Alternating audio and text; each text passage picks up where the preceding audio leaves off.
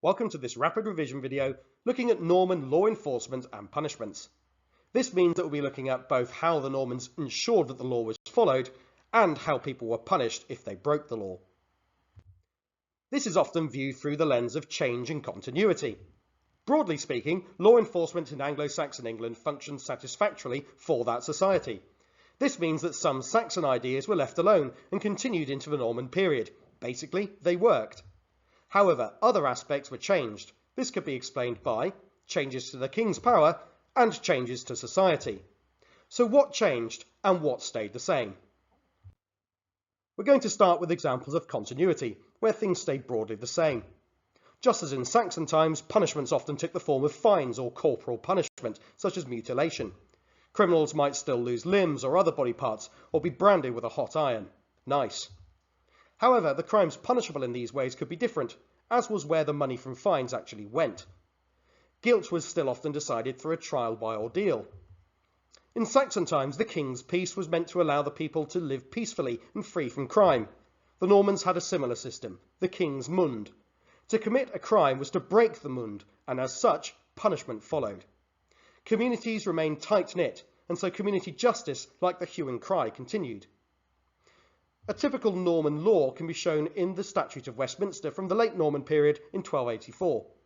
It says, "Thus a passenger would be apprehended and detained all night, and if a suspected person delivered to the sheriff and upon escape, the party is to be pursued with the hue and cry." There's nothing particularly remarkable here. The idea that if someone is suspected of a crime, then the local people take them prisoner, present them to the sheriff, and that's the function of the hue and cry. Highways through every lordship are to be kept clear for the space of 200 feet from hedge to hedge, and no bushes, woods or dykes in which felons might be concealed, a felon being a criminal of course.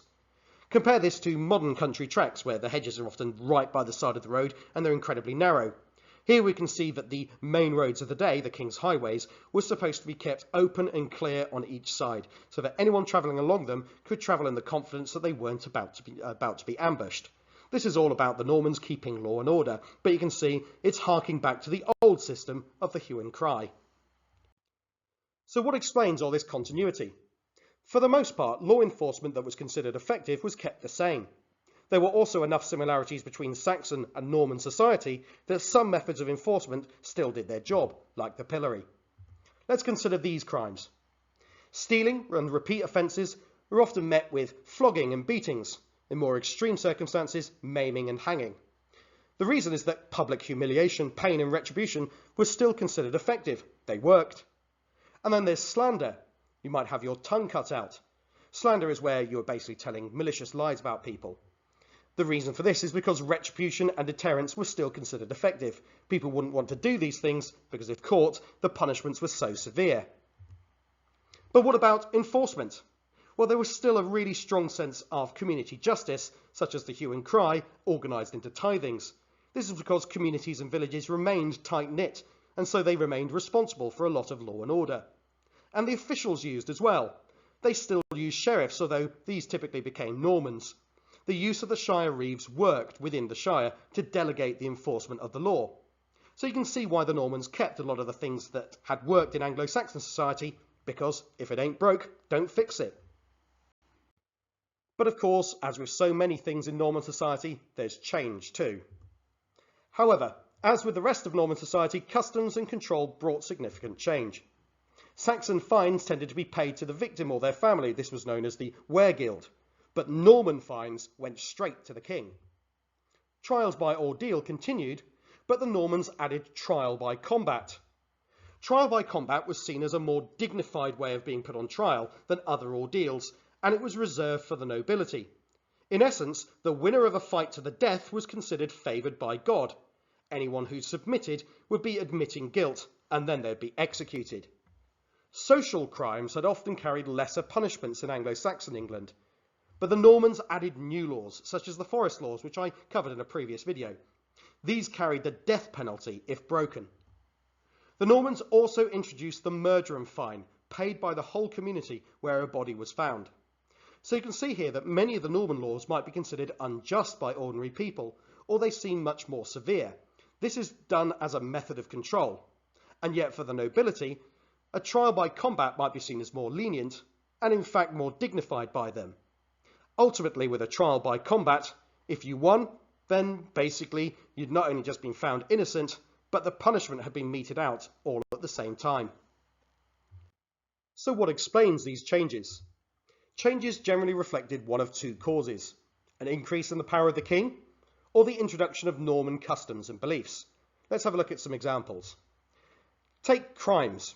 Poaching in forests was basically a brand new crime, and the punishment was death or possibly mutilation. So what's the reason? Well, the power of the king. He was preserving his hunting rights.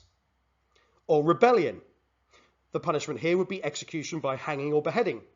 And this is all about deterring Saxons from rebelling. Again, enforcing the power of the king. And then there's murder. This might be meted out with murderum fines. Again, this is about deterrence. It's deterring the Saxons from killing Normans. And what about leaving home? By leaving home, we really mean leaving the lord's village without permission. This would be met with fines and beatings. But this was a Norman custom, which they based on their introduction of the feudal system. So in each of these cases, you can see it's really about protecting or expanding the power of the king, or preserving Norman customs and beliefs. And enforcement was similar. Trial by ordeal had the addition of trial by combat. This again is the introduction of a Norman noble custom. And fines, where previously these might have taken the form of weregild and paid to a victim or a victim's family, these were now paid directly to the king. This also expanded the power and wealth of the king. So you can see in each of these cases here, it's either showing an increase in the power of the king or the introduction of a Norman custom and belief. To sum up then, Norman law represented a mix of change and continuity. Continuity included continued use of the hue and cry. Trial by ordeal also remained. Mutilation and humiliation remained important. Sheriffs were kept, and the king's mund was very similar to the king's peace. Basically, these were all things that had worked before, and they still worked now. Change included the introduction of the murderum fines, forest laws, and punishments for breaking the Norman social order. Fines made payable to the king and not the victim, a big break from the Anglo-Saxon system. And trial by combat became a method of determining guilt for the nobility. Continuity was often the result of laws that were already considered effective being kept. Changes were often the result of an increase in the king's power or the introduction of a Norman custom. Some harsh punishments, though, were considered unjust. And that concludes this video on Norman law enforcement and the punishments. I hope it's been useful to you, and if it has, please do like the video and subscribe to the channel for more. But that's all for now. Thanks for watching, and goodbye.